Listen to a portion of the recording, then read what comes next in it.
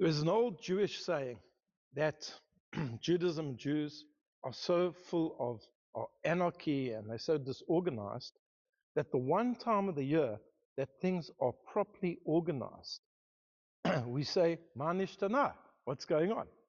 And of course, this is a reference to Pesach, when we sit down and we have the Seder, we have the meal on the night of Pesach. In Israel, the first night, and in diaspora, the first 2 nights. And that meal is called a Seder. Seder means an order, because there are 15 steps and you have to follow the 15 steps. But because usually people view Jews as quite full of anarchy and they're all over the place and they're disorganized, so the one night of the year where there's a Seder, what do we say? When we read in the Haggadah, we say, Ma nishtana, why is this night different? Why this night do we have order, but there's no order the rest of the year? But this is not actually correct. If you look at Judaism, and especially if you look at the main text of Judaism, you will see incredible order. Let's start off with the written law.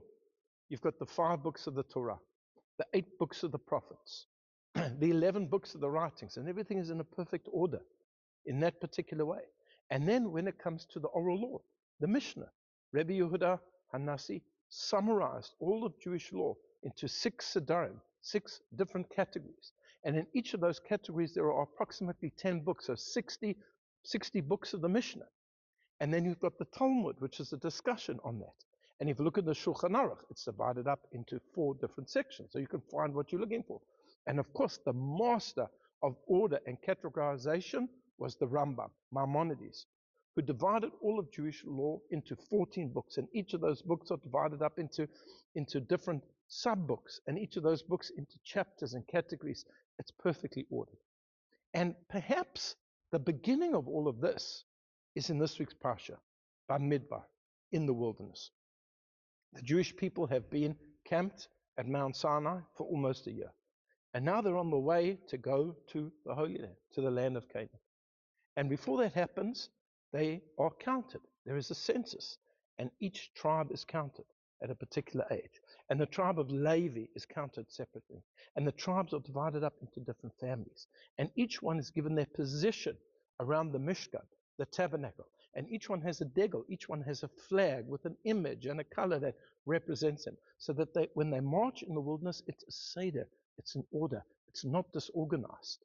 And when they come into the land of Israel, eventually after 40 years with Joshua, there is a period of conquest for 7 years and then a period of dividing the land. And that period of dividing the land took just as long as a conquest. It took 7 years because everybody had to come to their proper place. And to live a life that is without seder, without order, is a very, very difficult life.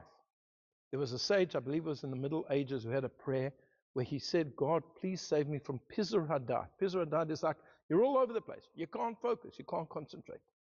What helps a person to concentrate and to focus is to have seder, is to have order.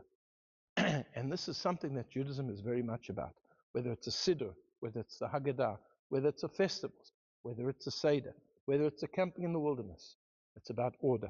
And order allows us to maintain that connection to ourselves, to the community, and of course to Hashem. I wish you a Shabbat Shalom.